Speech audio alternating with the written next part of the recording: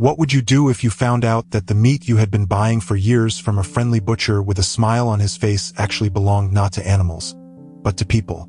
Imagine the cold breath of the Primorsky wind piercing the streets of Vladivostok in the 1960s, when the residents of this port city had no idea that a man lived among them who had turned his own house into a slaughterhouse.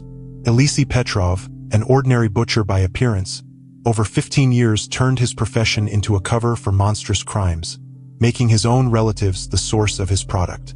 This story is based on archival documents, eyewitness accounts, and materials from the investigation, which were kept top secret for many years.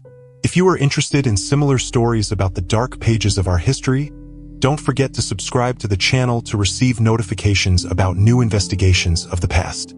Vladivostok, the late 1960s. A port city shrouded in fog and sea salt, where every other resident is somehow connected to the sea. March of 1967 turned out to be unusually cold, even for these harsh places. It was on such a day that Junior Police Lieutenant Viktor Samilov received a call that would forever change his life and career. According to a report preserved in the archives of the Internal Affairs Directorate of the Primorsky Territory, the call came from a resident of a house on Leninskaya Street, who complained about a strange smell from the basement of a neighboring private house. In any other city, such a call might be considered routine, but in the conditions of constant food shortages in Soviet Vladivostok, any unusual smell could mean something suspicious. Samilov, according to his own recollections recorded many years later, approached Petrov's house without any premonitions. A one-story wooden house on the outskirts of the city, painted in a faded blue color, with a small front garden and a neatly kept yard. Nothing foreshadowed what was hidden behind these walls. Elisey Petrov, a 55-year-old man with graying temples and large, seemingly swollen hands, met the policeman on the doorstep. According to Samilov's testimony, Petrov remained calm, even cordially inviting him to come in and have tea. This is how Samilov himself described the meeting. Petrov gave the impression of an ordinary Soviet worker. A clean shirt, pressed trousers, neatly trimmed hair. The house was clean, with photographs of some people, probably relatives, on the walls. Nothing in him betrayed a murderer. But when I asked about the smell from the basement, I noticed how his eyes changed for a moment. A flash of fear passed through them, quickly replaced by a strange expression that I cannot describe even now. Petrov explained the smell by saying that he kept a butcher shop in the basement, where he butchered carcasses for his trading outlet in the local market. He was known in the area as one of the few private butchers from whom you could always buy fresh meat, even in the most difficult times of shortage. This explanation seemed logical to Samilov, but something in the behavior of the homeowner made him wary. When Petrov turned away to put on the kettle, Samilov noticed a strange detail. Dark spots, similar to dried blood, were visible on the kitchen floor, leading to an inconspicuous door, presumably leading to the basement. According to the protocol, Samilov asked him to show him the basement, citing a complaint from neighbors. Petrov initially refused, arguing that it was just his workplace and there was no need to bother a person at work over a trivial complaint from a neighbor, who, according to him, had long had personal grievances against him. However, Samilov's persistence paid off. Petrov reluctantly agreed to show the basement, warning that it might not be very pleasant to look at the butchered carcasses. What the junior lieutenant saw descending the narrow wooden stairs was forever imprinted in his memory and subsequently became the first page of one of the most horrific criminal cases in the history of Soviet criminology. The basement was a spacious room with a concrete floor, divided into several sections. The first section contained a standard set of butcher's tools. Large stainless steel cutting tables, various knives, axes, saws, and hooks hanging from the ceiling. Everything was neatly laid out and, remarkably, perfectly clean. On the tables lay pieces of meat prepared for sale, wrapped in paper and sorted by grade. In the second section were artisanal refrigeration units powered by a generator. It was here that Samilov noticed the first oddity. Among the ordinary pieces of meat on one of the shelves lay a human hand, as Samilov later recalled. At first, I thought it was a dummy or some kind of strange joke, but when I got closer, I realized that it was a real human hand, neatly separated along the joint. It had been processed as carefully as the rest of the meat. When Samilov turned to Petrov with a question, the latter, according to the protocol, showed no surprise or fear. Instead, he calmly said a phrase that later became famous in criminalistic circles. "What's so special? Meat is meat. People don't even notice the difference." Petrov's arrest was without resistance. He seemed to be waiting for this moment, as if he was tired of having to hide his secret. When the investigation team arrived and began a thorough inspection of the basement, far more horrifying finds were discovered. In the far part of the basement, hidden behind a false wall, investigators discovered a third section, which Petrov had not shown to Samilov. Here was what the case files called the dissection room, a room equipped specifically for dissecting human bodies. According to the forensic report, the remains of at least 3 people in various stages of dissection were found in this room. The bodies had been processed with professional precision, indicating many years of experience. The investigators were particularly struck by the fact that the human remains were sorted in exactly the same way that animal meat is sorted by body part, grade, and supposed value. Petrov's interrogations began immediately. The investigation was led by an experienced criminal investigator, Major of State Security Georgy Lomachin, specially seconded from Moscow for this case. From the interrogation protocols, most of which were declassified only in the early 2000s, it became clear that Petrov not only did not deny his crimes, but also spoke about them with frightening ordinariness, as if he were talking about everyday work. Here is an excerpt from the first interrogation protocol. Question: when did you start killing people and using their meat for sale? Answer: in 52, I think. I don't remember exactly. Back then, meat was really bad and there were a lot of people around. Question: what do you mean? A lot of people around? Answer: well, relatives. First, my father-in-law died of illness himself.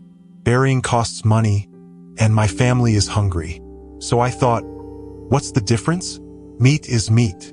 As the investigation progressed, more shocking details emerged. Petrov began his monstrous practice indeed with the body of his deceased father-in-law, whom he did not bury, but dissected like an animal carcass. He claimed that he initially did this out of extreme need, but then, discovering that no one noticed the difference between human meat and beef or pork, he continued to do so already purposefully. The next victims were distant relatives who came to him from the villages in search of a better life in the city. Petrov offered them temporary housing in his house, and then killed them, usually in their sleep, with a blow to the head with a heavy hammer. He dissected the bodies in the basement, and then sold the meat in the market under the guise of pork or beef. Particularly horrifying for the investigation was the discovery that Petrov kept a careful record of his victims. In a cache found in his bedroom, investigators found a notebook where he pedantically recorded the names of the murdered, the dates of their deaths, and even the output of products from each body.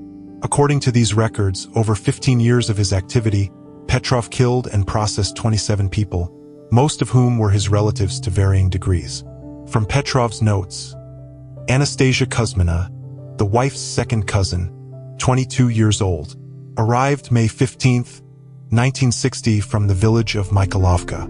Eliminated May 17. Production output: 42 kilograms of pure meat, sold in 3 weeks. Profit: 170 rubles. Another shocking detail was that Petrov's wife, Nina Petrova, knew about her husband's activities and even helped him prepare the meat for sale.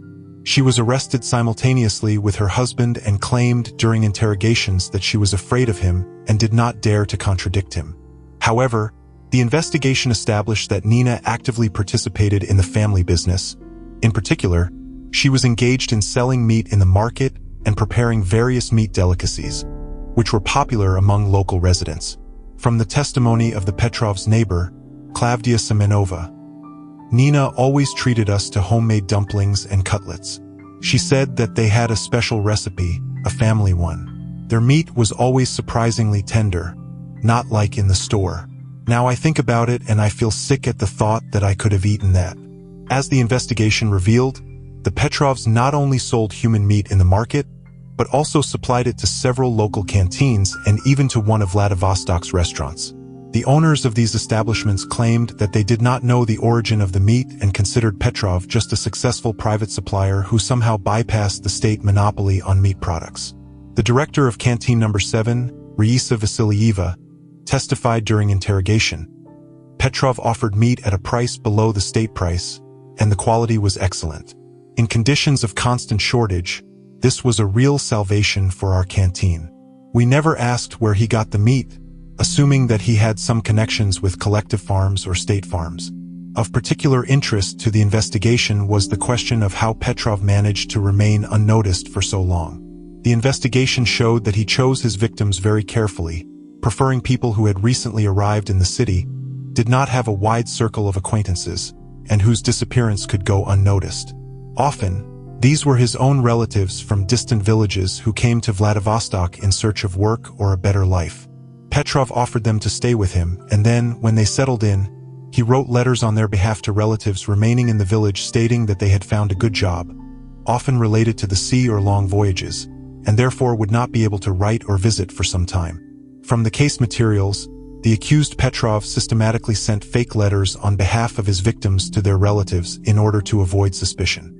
A handwriting analysis confirmed that all these letters were written by Petrov himself. Another factor contributing to Petrov's impunity was his reputation in the area. He was known as a hard-working and honest butcher, always ready to help his neighbors, participating in public life, and even a member of the local party cell. No one could imagine that behind the facade of this exemplary Soviet citizen was hiding a cold-blooded killer and cannibal. From the character reference from his place of work attached to the case file, Comrade Petrov is characterized positively. During his work as a private butcher at the Pishchevik cooperative, he has shown himself to be a disciplined, responsible worker, has repeatedly exceeded the plan, received thanks from the management, and actively participated in the public life of the collective. However, the most shocking discovery for the investigation was Petrov's diary, found in the same cache as the notebook with the record of victims. In this diary, which he kept throughout the 15 years of his criminal activity, Petrov described in detail not only the process of killings and dissecting bodies, but also his thoughts and feelings about it. From Petrov's diary, entry from August 10, 1957. Today I finished with Mikhail, my nephew. He turned out to be stringy, less meat than I expected, but the liver is excellent. I'll sell it as a delicacy. It's strange that no one notices the difference. Sometimes I myself cannot distinguish human meat from pork, especially if you cook it right. Maybe there is no difference, and maybe we are all just meat of different grades. This diary revealed to investigators the mind of a true monster, a man completely devoid of empathy and morality. Petrov felt no remorse, viewing his victims solely as a source of income and raw materials for his business. Moreover, his records showed that over time he began to derive perverse pleasure from his actions, experimenting with various methods of killing and dissecting bodies to achieve the best quality product. From Petrov's diary, entry from November 23, 1963. I tried a new method, with faith, not to hit on the head, but to cut the throat in sleep. More blood, but better meat. No bruises or hematomas inside. I collected the blood for sausage. I'll add pork fat and spices. It should turn out delicious. Her hands were tender, without calluses. We'll put them on delicacies for the restaurant. Of particular attention to the investigation was the fact that Petrov apparently himself consumed parts of the bodies of his victims, and did so regularly and with particular culinary predilection. The diary contained detailed recipes for preparing various dishes from human meat, which he cooked for himself and his wife. From Petrov's diary, entry from February 5, 1965. Today I cooked Anatoly's liver, fried with onions, added a little red wine, which he himself brought from Georgia. Turned out excellent. Nina said it was the best thing I've ever cooked. I wonder what she would say if she knew she was eating her second cousin's liver. However, she probably guesses she just doesn't want to think about it. This discovery contradicted the initial testimony of Nina Petrova, who claimed that she did not know the origin of the meat and thought that her husband really bought it from collective farmers or at slaughterhouses. When she was presented with this entry from her husband's diary, she initially denied everything, but under the pressure of evidence she eventually admitted that she had known about her husband's crimes almost from the very beginning. From the confession of Nina Petrova, yes, I knew. At first, he said it was ordinary meat, but then I found a human finger in the basement. When I asked him, he told me everything and said that if I told anyone, he would kill me and the children. I was afraid of him, but gradually I got used to it. It's terrible, I know, but we lived well. We always had money, food. I tried not to think about where it all came from. By the time of the Petrovs' arrest, their children, 2 sons, were already adults and lived separately. Both served in the Navy and, according to them, knew nothing about their parents' crimes. The investigation found no evidence of their involvement, although some details were suspicious, in particular, the fact that they never brought their friends to their parents' house and, according to neighbors, tried to appear there as rarely as possible. As the investigation progressed, other, no less shocking, details surfaced. Petrov was not limited to killing and dissecting his victims, and from the remains unsuitable for sale as meat, he made various household items. Buttons from bones, wallets from skin, even lampshades from human skin stretched over a wire frame. He partially used these items himself, and partially sold them through commission stores or directly to acquaintances. Particular horror was caused among investigators by a collection found in Petrov's private room. Small figures, carved from human bones, depicting his victims at the moment of death. Each figure was signed with the name of the victim and the date of the murder. These macabre souvenirs testified to Petrov's deep mental disorders, to the fact that his crimes were not just a way of earning money, but also satisfying some perverse inner needs. From the conclusion of the forensic psychiatric examination, the accused Petrov EI shows signs of a psychopathic personality with sadistic tendencies, but is fully aware of his actions and realizes their illegal nature. At the time of committing the crimes attributed to him, he was sane and could control his actions, can participate in the trial and serve the sentence. Petrov's case quickly gained nationwide fame, although officially information about it was classified. In the highest echelons of power, there were fears that the public disclosure of details could cause panic and mass unrest in Vladivostok. Therefore, it was decided to hold the trial behind closed doors and limit the leakage of information as much as possible. The trial of Elisey and Nina Petrov began in July of 1967 and lasted only 3 days. Given the severity of the crimes and the presence of irrefutable evidence, the outcome was predetermined. Elisey Petrov was sentenced to the highest measure of punishment, execution by firing squad, and his wife received 15 years of imprisonment in a strict regime colony. According to available archival data, the sentence against Elisey Petrov was carried out on August 12, 1967 in the basement of the KGB building in Vladivostok. Before his death, he was given the opportunity of a final word, which was recorded and preserved in the case files. Petrov's last words: "I don't regret anything. All these people were useless. They would have died sooner or later anyway. I just found a use for them. You all eat animal meat and don't think about it. Are people any better? Meat is meat. I am sure that in this room there are those who have tasted my product and found it delicious. Think about it when you next eat meat of unknown origin." Nina Petrova did not live to the end of her term. According to official data, she died in the colony from tuberculosis in 1975. However, according to the testimony of other prisoners who later became available to researchers, her death was not natural. Presumably, she was killed by other prisoners who learned about the nature of her crimes. After the completion of Petrov's case, all measures were taken to erase the memory of him and his crimes. The house that served as the scene of the murders was demolished, and a playground was built in its place. The case materials were classified and stored in the KGB archives until the early 2000s, when some of them were declassified and became available to researchers. However, it was not possible to completely erase the memory of the Vladivostok butcher. The story was passed from mouth to mouth, grew with new details, and gradually became a city legend of Vladivostok. Many local residents are still wary of meat of unknown origin and prefer to buy it only in trusted places. The Petrov case received particular resonance among psychologists and criminalists studying the phenomenon of serial killers. His case is considered unique even in world practice, as it combined the features of a serial killer, a cannibal, and a calculating entrepreneur who turned murder into a profitable business. Professor of criminal psychology Alexander Buchanovsky, known for his work on profiling Soviet and Russian serial killers, dedicated an entire chapter to Elisey Petrov in his book Dark Souls: The Psychology of Soviet Serial Killers. According to Buchanovsky, Petrov's case is particularly interesting because his crimes were motivated not only by psychological deviations, but also by pragmatic considerations. From Bukhanovsky's book, Petrov represents a rare type of rational serial killer.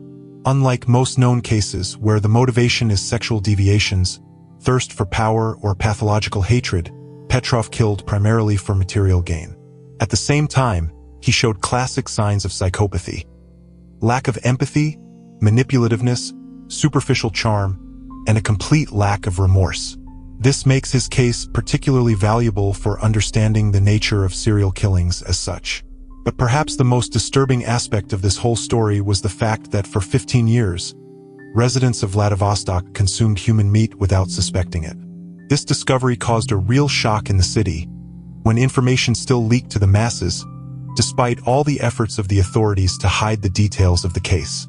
According to eyewitness accounts collected many years later, when it became possible to speak openly about this case, in the first weeks after Petrov's arrest, a real panic began in the city. People massively refused meat, especially purchased in the markets. Many went to the hospital complaining of various symptoms, although doctors claimed that these symptoms were predominantly psychosomatic. From the memories of Tatyana Savelyeva, who worked as a doctor at the Vladivostok City Hospital in 1967. People came in crowds, complained of nausea, vomiting, nightmares, but physically everyone was healthy. It was mass psychosis. The worst thing is that many of them had really been buying meat from Petrov for years. Imagine what it's like to find out that you may have eaten human meat, that you could have eaten someone's hand or heart. Such awareness can break the psyche of even the most resilient person. To prevent the spread of panic, the authorities introduced a temporary ban on private trade in meat, strengthened control over all butcher shops and stores. Several demonstrative inspections of city markets were carried out with the involvement of veterinarians and sanitary doctors to convince the population of the safety of the products offered. However, the reaction of those who regularly bought meat directly from Petrov and even considered him their permanent supplier was most interesting from a psychological point of view. Many of them, in private conversations, admitted that the meat was really exceptionally tasty, tender, unlike ordinary store products. These admissions were often accompanied by a feeling of deep shame and disgust for themselves. From an interview with Viktor Pavlovich, a former Petrov client, recorded in 2001 for the documentary Dark Pages of Soviet Criminology. I bought meat from him every week for almost 10 years. I came specifically, even if it was far from my house. And you know what's the worst thing? It really was tastier than in the store. Now I can't eat meat at all. Every time I try, I start to feel sick. I became a vegetarian after this case, like many in our city. Indeed, one of the long-term consequences of the Petrov case was a noticeable increase in the number of vegetarians in Vladivostok, which was unusual for Soviet times. This phenomenon even attracted the attention of sociologists studying the impact of traumatic events on the dietary habits of the population. Another unexpected consequence was the emergence of several religious cults, whose members believed that the consumption of human meat, even if unconscious, had connected them with certain dark forces or, on the contrary, had given them special spiritual power. These cults were small and quickly suppressed by the authorities, but the very fact of their appearance testifies to the depth of the psychological trauma inflicted on society. Of particular interest to researchers is how the Petrov case affected criminal investigation practice in the USSR. After this case, a special methodology was developed for investigating crimes related to cannibalism. New procedures were introduced for controlling private butcher shops and markets. Additional courses on the recognition of human tissues in food products were included in the training program for forensic medical examiners. From a methodological guide for investigators published by the Ministry of Internal Affairs of the USSR in 1970 for official use, when investigating crimes potentially related to cannibalism, particular attention should be paid to checking all places of storage and processing of meat belonging to the suspect. It is necessary to involve specialists to identify the origin of meat products. It should be taken into account that human meat may be visually indistinguishable from animal meat, especially after culinary processing. But perhaps the most horrific aspect of this story is related to the fact that even after the exposure and execution, Petrov left questions to which the investigation could not find answers. The main one is, were all the people who disappeared in the vicinity of Vladivostok during these 15 years victims of Petrov? Or was there someone else? From an analytical note by Major of State Security Lomakin. An analysis of data on missing persons in the Vladivostok area for the period 1950 to 1967 shows that the number of disappearances exceeds the number of identified Petrov victims by at least a factor of 2. Considering that some of the disappearances can be explained by natural causes, accidents at sea, unauthorized abandonment of residence, and still there remains a significant number of unexplained cases, one cannot exclude the possibility that the investigation considered that Petrov might have had accomplices beyond his wife, or that another criminal or several criminals with a similar modus operandi were operating in the region. This theory received unexpected confirmation in 1972 when a certain Pavel Sokolov was arrested in the village of Dunay, located near Vladivostok. Human remains were also discovered in his basement. During the investigation, Sokolov confessed that he knew Petrov and had even learned his craft from him. However, shortly after his arrest, Sokolov committed suicide in his pretrial detention cell, and many details of the case remained unclear. Even more disturbing was the confession of one of Petrov's sons, Nikolai, made in 1970, shortly before his death from cancer. While in the hospital and knowing that his days were numbered, Nikolai called for a priest and, in the presence of a doctor, confessed that he knew much more about his father's crimes than he had told the investigators. From the interrogation protocol of Nikolai Petrov, posthumously reconstructed from the words of witnesses, "I didn't just know, I helped him. Not always, only when I came back from a voyage. Father said that this was our family business, that we were special, chosen. He taught me how to properly carve. I can't even say the word. I didn't kill, I swear, I only helped afterward. And also, I know that my father wasn't the only one like that. There were several of them. They met, exchanged experiences.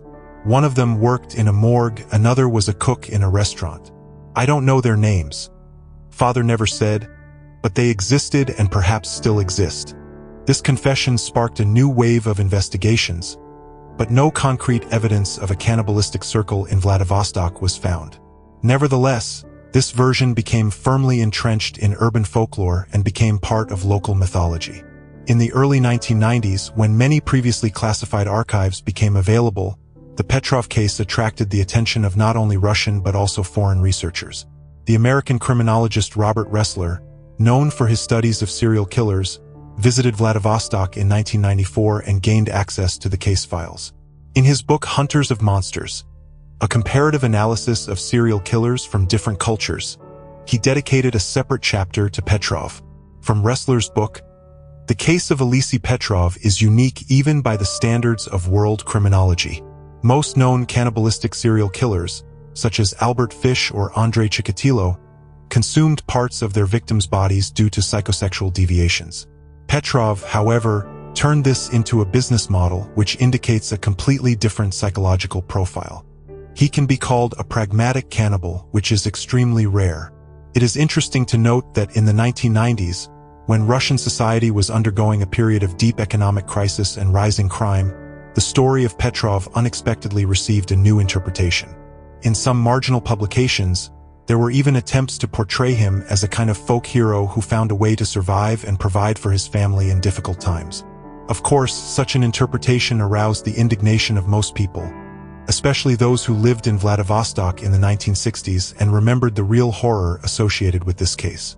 However, the very fact that such interpretations appeared speaks to the complex and contradictory nature of the human psyche, capable of finding justifications for even the most monstrous crimes if they are placed in the appropriate socio-economic context. In 2002, director Alexei Balabanov planned to shoot a feature film based on the story of Petrov, under the working title Mystic. However, the project faced strong opposition from the public in Vladivostok and was eventually cancelled. Residents of the city believed that such a film could inflict new psychological trauma on survivors, relatives of victims, and those who unknowingly consumed human meat. From an open letter from a group of Vladivostok residents published in the newspaper Vladivostok in March of 2002, "We are categorically against any artistic interpretation of the Petrov case. This is not just a page of history. It is a living wound for many of us. Every time we remember it, we relive the horror and disgust we felt when we learned the truth. Some of us still can't eat meat.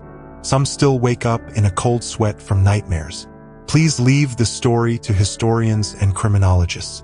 Don't turn our trauma into entertainment. Nevertheless, in 2010, a documentary film, The Cannibal from Vladivostok, was released on one of the central television channels, which, despite its sensational title, was a fairly balanced study of the Petrov case, based on archival materials and interviews with eyewitnesses.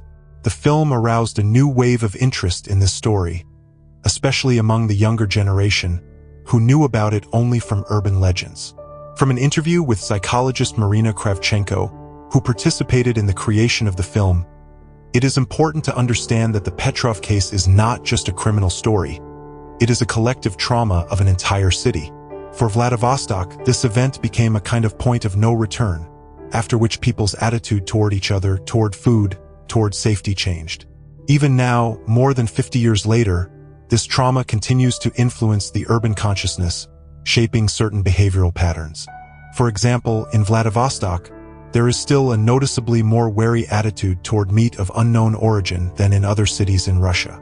In 2015, in connection with the increased interest in historical memory and local traumas, a group of sociologists and psychologists conducted a study of how the story of Petrov was reflected in the collective psyche of Vladivostok residents. The results were unexpected. It turned out that even those who were born many years after these events experienced a certain anxiety associated with food, especially with meat. From the research report, we can speak of a transgenerational transmission of trauma associated with the Petrov case. Many respondents whose parents or grandparents lived in Vladivostok in the 1960s show inexplicable fears and phobias associated with meat and meat products. At the same time, they often cannot explain the origin of these fears and do not always know the details of the Petrov case. Especially interesting was the phenomenon of hereditary vegetarianism, situations when several generations of one family adhere to a vegetarian diet, and the first generation gave up meat precisely after the Petrov case. Such families formed a kind of subculture in Vladivostok, whose members often do not publicize the real reasons for their food choices, but within the community, everyone perfectly understands their origin. However, not all the consequences of the Petrov case were negative. Paradoxically, this case led to a significant improvement in the quality control system for meat and meat products, not only in Vladivostok but throughout the Soviet Union. New methods were developed for determining the species of meat. Control over private entrepreneurs in the food sector was strengthened. In addition, the Petrov case became an important milestone in the development of Soviet and then Russian criminology, in particular in the field of profiling serial killers. The methods developed during the investigation of this case were subsequently used in the capture of other dangerous criminals. But perhaps the most important result was the understanding of how fragile the line between civilized society and primitive barbarism can be, how easily a person can cross this line if there are no internal moral restraints. The Petrov case became a kind of mirror in which Soviet society saw its dark side, what was usually hidden behind the facade of official ideology and propaganda. From a letter from writer Varlam Shalamov, written after familiarizing himself with the materials of the Petrov case from the writer's archive and published in 2005, I am not surprised by what this man did. After what I saw in the camps, it is difficult to surprise me with anything. What is surprising is something else. How quickly we forget about such cases, how diligently we erase them from public memory, as if they never happened. But it is in them that the true face of our time is revealed, without embellishment and ideological overlays. Today, more than half a century after these events, the story of Elisey Petrov remains one of the darkest pages in the criminal history of Russia. It reminds us of the dark depths of human nature, that even behind the facade of well-being and normalcy, a real horror can lurk. And what is perhaps most alarming, there is no guarantee that something like this cannot happen again. After all, Petrov was an ordinary man, not outwardly remarkable in any way, who had a family, a job, and the respect of his neighbors. How many more such ordinary people with monstrous secrets live among us? This question remains open. But there is also another aspect of this story that is rarely mentioned in official reports and publications. According to some residents of Vladivostok, recorded by folklorists in the 1990s, Petrov's house, despite being demolished, left behind a kind of curse on the place. The The playground built on the site of the house was empty for a long time. Parents avoided taking their children there, explaining it with a vague feeling of anxiety. Later, a grocery store was built on the site, but it regularly went bankrupt. Buyers preferred to go to other places. Now there is a parking lot there, but old-timers in the area claim that strange sounds, similar to moans or crying, can sometimes be heard there at night. Of course, all this can be attributed to folk superstitions and collective phobias, but the fact remains. The place where Petrov's house stood still evokes an instinctive rejection in many residents of Vladivostok. Perhaps this is just another manifestation of the collective trauma that psychologists talk about, or perhaps something more that defies rational explanation. In any case, the story of Elisey Petrov remains a warning to all of us that evil can hide under the mask of everyday life, that monsters are real and live among us, and that sometimes the most terrible enemy is the one we are used to trusting without hesitation. And returning to the question with which we began, what would you do if you found out that the meat that you had been buying for years from a friendly butcher with a smile on his face actually belonged not to animals, but to people? Perhaps this question is best left unanswered, because the very thought of it is too monstrous to dwell on. But it is necessary to remember that this happened so that something like this never happens again.